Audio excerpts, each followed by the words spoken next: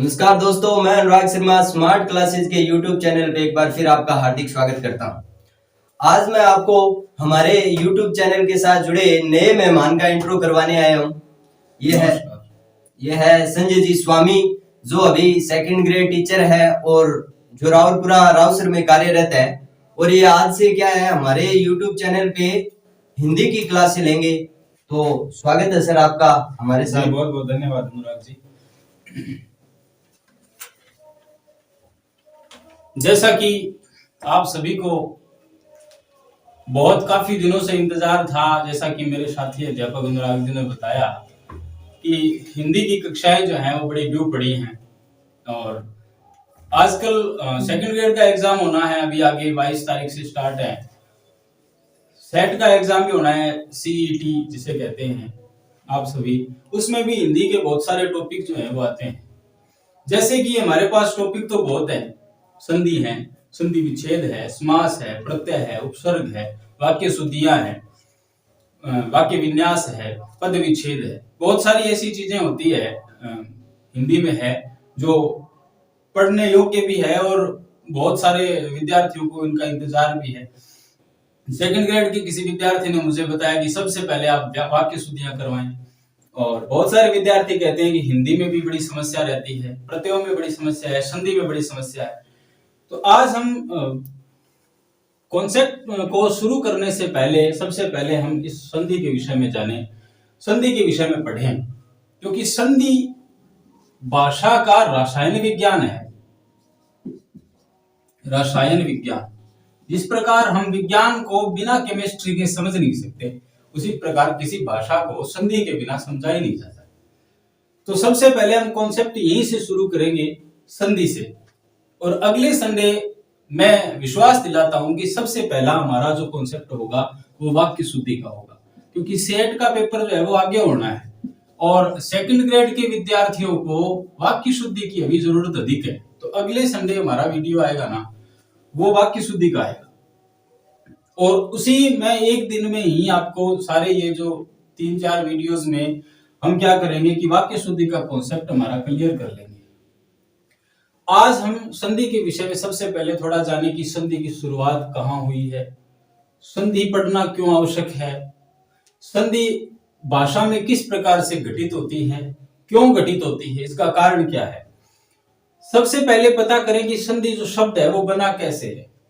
संधि शब्द की उत्पत्ति हुई है सम उपसर्ग पूर्वक धा धातु और की प्रत्यय से।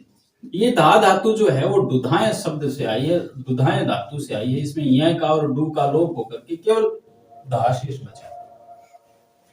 कै में कै की संज्ञा होकर के ई शेष बचता है। मैं का अनुस्वार होकर के मूल रूप हमारे सामने आता है, तब बनता है संधि। कामता प्रसाद गुरु का नाम आपने सुना होगा, कामता प्रसाद गुरु। संधि के विषय में बात करते हुए कामता प्रसाद गुरु कहते हैं कि जो निर्दिष्ट शब्द, जो निर्दिष्ट वर्ण सॉरी या हम इन्हें अक्षर कह सकते हैं उनकी भाषा में, अक्षर जब पास पास हों और उनमें कोई विकार घटित हो,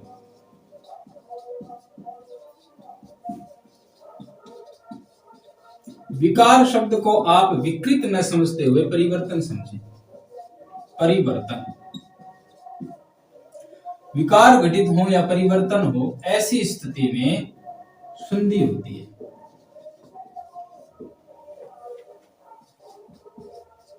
संधि होती है, ये संधि का मूल कॉन्सेप्ट है। तो मूल बात ये रही कि संधि शब्द की उत्पत्ति सम प्लस धा प्लस की से हुई है। संधि में कामता प्रसाद गुरु की परिभाषा को सर्वमान्य किया गया कि जो निर्दिष्ट शब्द, निर्दिष्ट का अर्थ होता है कि जिसे दिखाया गया हो, कोई भी अक्षर, कोई भी वर्ण जो पास पास हो और उन दोनों के पास पास आने से किसी भी प्रकार का कोई विकार घटित हो जाए, अर्थात उनमें दोनों में पास पास आने से कोई परिवर्तन हो जाए, तो उसे हम क्या कहेंगे, संधि कहेंगे। जैसे कि शब्द है युग और प्लस में अंतर। युग अंतर शब्द को हम समझे तो युग का गै का ए और उसके बाद में अंतर का है, ये दोनों पास पास घटित हुए हैं। पास पास हुए हैं, इनमें दोनों में पास पास आने से विकार आया, आ हो गया और ये शब्द बना युगांतर। युगांतर शब्द जब बना है तो इसमें एक विकार आया है, विकार घटित होने के कारण यहां पर तो है संधि।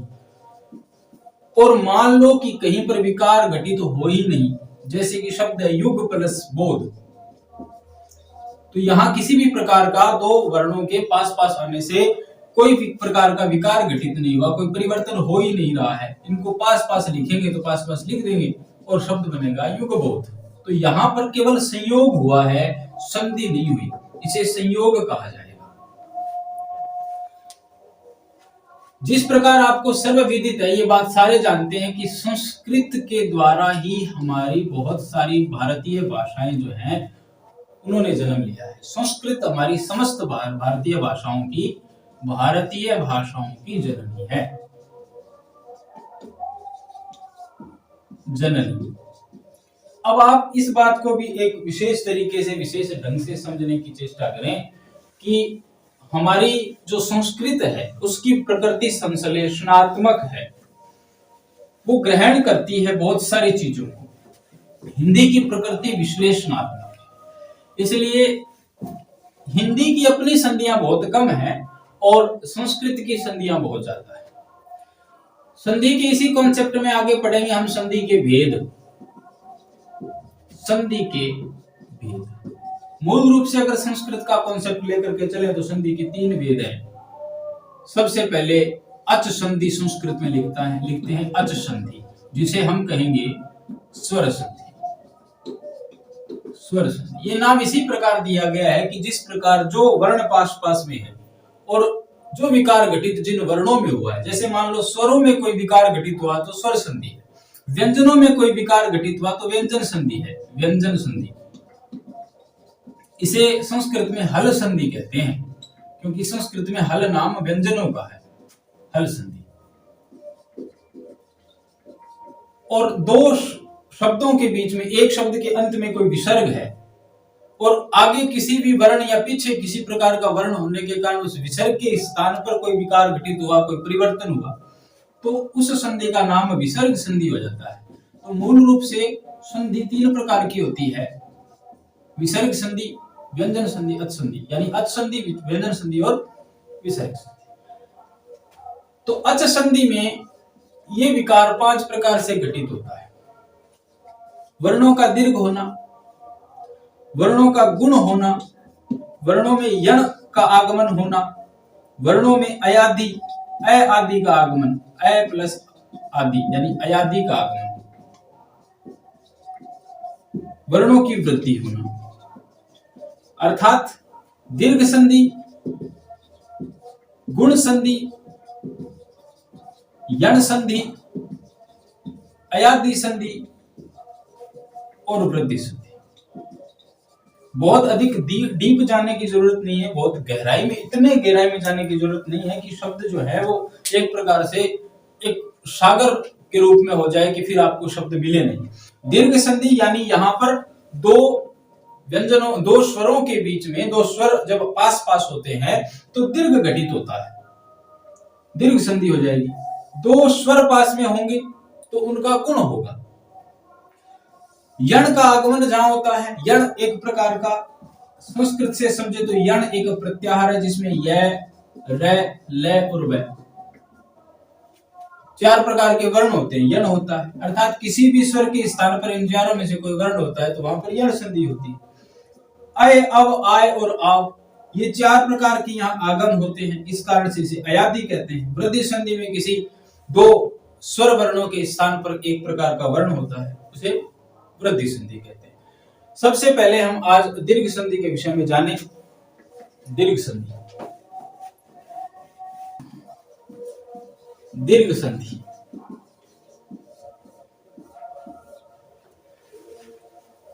यदि हम इसे संस्कृत के हिसाब से जाने तो संस्कृत में एक सूत्र है, अक है सवर्ण दीर्घ है। हिंदी के प्रॉपर हिंदी के विद्यार्थियों के लिए सूत्रों से पढ़ना थोड़ा कठिन रहता है, क्योंकि वो संस्कृत में इतने अधिक गहराई में गए हुए नहीं होते। लेकिन जिन्होंने संस्कृत को पढ़ा है और रुचि से पढ़ा है, उन विद्यार्थियों के लिए इन सूत्रों के माध्यम से पढ़ना इतना सरल हो जाता है कि वो हिंदी की परिभाषाएं भूल जाते हैं और सूत्रों की परिभाषाएं याद रखते हैं। आपको दोनों तरीके से पढ़ाया जाएगा। यदि आप चाहो तो सूत्रों के माध्यम से याद कर लो, यदि ना याद हो तो जिस प्रकार से आपके किताबों में, बुक्स में परिभाषाएं दे रखी है, उस प्रकार से हिंदी की परिभाषाएं हम यहाँ पर पढ़ेंगे। दोनों तरीके से समझेंगे तो हमारे संधि का कॉन्सेप्ट जो है वो जीवन में हमेशा क्लियर रहेगा। दीर्घ संधि की परिभाषा में इसी के हिसाब से चलें। अक एक प्रत्याहार है। अक में वर्ण होते हैं ए, ई, उ, री और लरी। संस्कृत में लरी होता, हिंदी में इसको गिना ही नहीं जाता, अर्थात है ही नहीं। ए हो, ई हो, उ हो, री हो। उसके बाद में सवर्ण का अर्थ होता है समान वर्ण। समान वर्ण यानी ए के बाद में समान वर्ण हो, ई के बाद में समान हो, उ के बाद में समान वर्ण और री के बाद में समान वर्ण। यदि हो तो दीर्घ अर्थात उसी वर्ण का दीर्घ वर्ण हो जाता है। साधारण बात।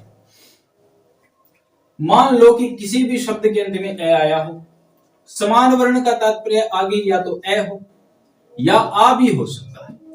इसी ए का आ दीर्घ रूप है, अर्थात वर्णों में मात्राओं की भिन्नता अवश्य है, रंग रूप में कोई भेद नहीं, इसलिए समान माना गया। मात्राओं की भिन्नता है, थोड़ा बड़ा हो गया, मात्राओं में भिन्नता है, समय अधिक लगता है बोलने में। संस्कृत में तो एक स्वर और भी माना जाता है, प्लुत। ये वेदों में प्लुत माना जाता था। लौकिक संस्कृत में हम प्लुत को लिखने के लिए संबोधनवाचक चिन्ह लगा देते हैं, क्योंकि ये बहुत लंबा बोला जाता है। जैसे कि नाम लेते हैं सीता, संबोधनवाचक चिन्ह लगेगा। अब ये आ तो है ही, लेकिन इस आ को पुकारने के लिए बहुत लंबा बोला गया है, इसलिए इसमें और मात्रा जुड़ेंगी। लेकिन उन मात्राओं को दिखाने के लिए हमने कर दिया आगे चिन्ह लगा दिया। और अन्य जगह प्लुत का प्रयोग होता ही नहीं है, केवल संबोधन में होता है, इसलिए हम इसे दिखा देते हैं। ए के बाद में यदि ए आए या आ आए, ए के आ को समान समझा जाता है। एक हिसाब से देखा जाए तो ए में आ को देखिए, ई में बड़ी ई को देखिए, उ में बड़े उ को देखिए और री में बड़ी री को देखिए। बड़ी री का प्रयोग होता है। कुछ शब्द ऐसे हैं हमारे हिंदी में, संस्कृत में तो बहुत सारे ऐसे शब्द हैं, भंडार भरा पड़ा है शब्दों का जो री से शुरू होते हैं या जिनमें मान लो दीर्घ संधि होकर के दीर्घ जो री है उसका प्रयोग किया जाता है। लेकिन हिंदी में कुछ ऐसे शब्द हैं, जैसे मान लो पितृ और प्लस में ऋण है, इसमें री और री दोनों समान स्वर हैं, यहां पर संधि होकर के ये दीर्घ री होगा। तो ए, ई, उ, री और लरी, इनके बाद में इस लरी को भूल जाइए आप। ए, ई, उ और री के बाद में यदि समान स्वर, यानी ए के बाद में ए या आ, ई के बाद में छोटी ई या बड़ी, उ के बाद में छोटा उ या बड़ा उ या री के बाद में छोटी री या बड़ी री हो, यहाँ ए के स्थान पर आ भी हो सकता है, यानी ए या आ के बाद में ए या आ ही होना चाहिए दीर्घ संधि का। ये सीधा साधा नियम है। ए के बाद में यदि ए आएगा तो आ होगा, ए के बाद में यदि आ आएगा तो भी आ होगा, आ के बाद में ए होगा तो भी आ होगा, और आ के बाद में यदि आ होगा तो भी आ होगा। इन चारों चीजों को समझने के लिए हम यहाँ पे उदाहरण देखते हैं।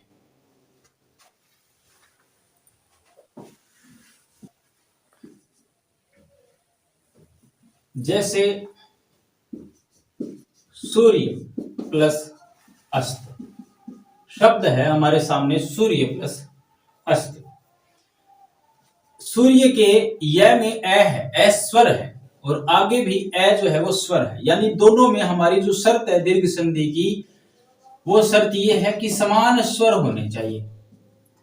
एक समान स्वर होंगे तो ही दीर्घ संधि होगी। किसी भी स्वर के बाद में ए, ई, उ या री के बाद यदि समान स्वर है तो दीर्घ संधि होती है। दीर्घ का अर्थ होता है बड़ा रूप।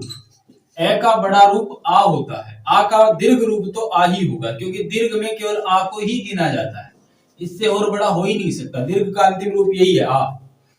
ई का दीर्घ बड़ी ई होता है, यदि बड़ी ई ही दोनों मिल रहे हैं, जैसे कि इधर भी ई है और आगे भी किसी शब्द की जो प्रथम ध्वनि है वो भी ई है, तो इन दोनों को मिलकर के दीर्घ रूप तो ई ही होगा, क्योंकि दीर्घ में केवल ई को ही माना जाता है।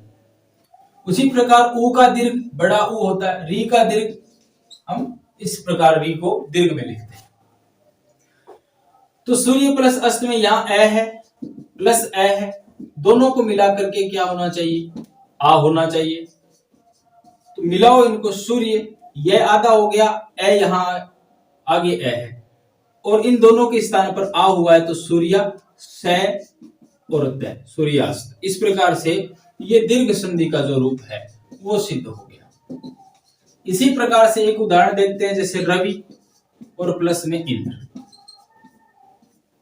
यहां पर ई है और आगे इस शब्द की अंतिम ध्वनि ई है, इस शब्द की प्रथम ध्वनि ई है। अंतिम ध्वनि और प्रथम ध्वनि मिलकर के विकार उत्पन्न कर रहे हैं। परिवर्तन यहाँ हमें स्पष्ट दिखाई दे रहा है और परिवर्तन इस परिभाषा पर खरा उतर रहा है। तो यहाँ ई के बाद में ई आने के कारण इस ई को दीर्घ रूप हो जाता है और रूप होगा रविंद्र। दोनों वर्णों के स्थान पर यह परिवर्तन होगा, दो वर्ण मिलकर के एक वर्ण बनाएंगे, एक आकार होंगे, रूप बनेगा रविंद्र। उसी प्रकार से अगर हम आगे ऊ को देखें, तो जैसे कि वधु प्लस उत्सव, ऊ के बाद में ऊ आया है, ऊ और ऊ मिलकर के एक एकाकार होकर के दीर्घ रूप बनाएंगे बड़े ऊ का, और रूप बन जाएगा वधूत्सव। उसी प्रकार जैसे कि री का हमने देखा, तो पितृ प्लस में ऋण है, इसका दीर्घ रूप होगा री के बाद में री आने के कारण तो पितृण बनेगा। इस प्रकार से ये दीर्घ संधि का जो कॉन्सेप्ट है इसको समझने की चेष्टा करें। अब बहुत से विद्यार्थियों की संधि जो करना होता है उसमें समस्याएं नहीं आती, समस्या आती है संधि विच्छेद में। संधि विच्छेद की समस्या को दूर करने के लिए सबसे बड़ी बात तो यह है कि संधि करना आना चाहिए, क्योंकि संधि विच्छेद की अवधारणा संधि होने के बाद जन्म लेती है, पहले नहीं लेती। यदि संधि हुई है तो ही वहां पर विच्छेद होगा, संधि हुई ही नहीं है तो विच्छेद होना असंभव है। मेरे कहने का अर्थ यह है कि संधि करना यदि आप जानते हो तो संधि विच्छेद करना आपके लिए आसान होता है।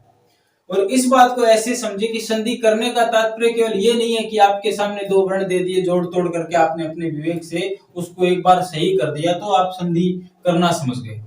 मेरे कहने का संधि करने का अर्थ यह है कि यदि आपको समस्त प्रकार की संधियों की परिभाषाएं और उनके काफी कुछ यदि उदाहरण याद है, स्मरण है, तो आप संधि विच्छेद भी आसानी से कर पाएंगे। क्योंकि इनमें जो दो शब्द हैं, मान लो कि ये सूर्यास्त शब्द हमारे सामने है, हमें पता है कि यहाँ पर दीर्घ वर्ण है और दीर्घ संधि ही हुई है। दीर्घ संधि का हमने देखा कि जब दो स्वर वर्ण पास पास हैं, ऐसी स्थिति में उसमें विकृत होकर के वो दीर्घ हुआ है। तो यहाँ पर हमें दिखाई दे रहा है कि ये दीर्घ हुआ है, और दीर्घ आ दीर्घ जो है वो किसका है, ए का है।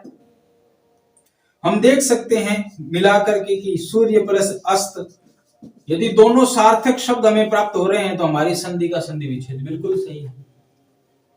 तो इस प्रकार से दीर्घ संधि का आपका ये जो कॉन्सेप्ट है वो मैं समझता हूं कि क्लियर है। फिर भी यदि कुछ समस्याएं हैं तो हम और तैयारी के साथ आप लोगों के साथ खड़े हैं, और मैं प्रयास करूंगा कि आपको सभी प्रकार की जो हिंदी में समस्याएं उत्पन्न हो रही हैं वो उनको क्लियर करें, उनका समाधान ढूंढें। और कहना चाहूंगा कि आप जो हैं घबराए नहीं, परीक्षाएं मनुष्य के लिए एक प्रकार का अवतार लेकर के आती हैं, एक प्रकार का बहुत बड़ी सौगातें लेकर के आती हैं। और मेरा कहना है कि पाना है आलोक तो दीपक बना खुद को जलाना पड़ता है। पाना है आलोक तो दीपक बना खुद को जलाना पड़ता है। पाना है आलोक तो दीपक बना खुद को जलाना पड़ता है। हर रोज होती है मुलाकातें मुसीबतों से, उन्हें हराना पड़ता है। टूटती उम्मीदों को चुनकर मोती सा सजाना पड़ता है। और जब हम परिश्रम करते हैं, परिश्रमों से गुजरते हैं, संघर्षों से गुजरते हैं, सफलताएं कई बार हमारी किसी कमी के कारण या प्रकृति के असाहचर्य के कारण हमें प्राप्त नहीं होती, ऐसी अवस्था में हम हताश हो जाते हैं, तो मैं कहूंगा शिरकत करें कि राहें मंजिल असफलता ताने हंसी और मजाक, राहें मंजिल असफलता ताने हंसी और मजाक, बार बार खुद को इन्हीं भट्टियों में तपाना पड़ता है, आसान नहीं है जिंदगी शिवम, हंसी मरी हो तो भी मुस्कुराना पड़ता है। आप चैनल को सब्सक्राइब करें, लाइक करें, शेयर करें और अपने साथियों को जोड़ें। आज मैं पहली बार YouTube पर आया हूं तो थोड़ा हो सकता है नर्वस होऊंगा, हो सकता है सही ढंग से मैं विश्लेषण ना कर पाया हूं। ये भी हो सकता है कि आपको लगा हो कि ये क्या पढ़ा के निहाल करेगा, मतलब बिना मतलब ही खराब कर रहा है, तो ऐसा कुछ नहीं है। हम मिलकर के एक दूसरे का साथ और सहयोग देते हुए हम उस मंजिल तक पहुंचेंगे जिस मंजिल का आपको तत्परता से इंतजार है, आप उसके लिए आतुर हो। आप सभी की शुभकामनाओं के साथ, उज्जवल भविष्य की कामनाओं के साथ धन्यवाद।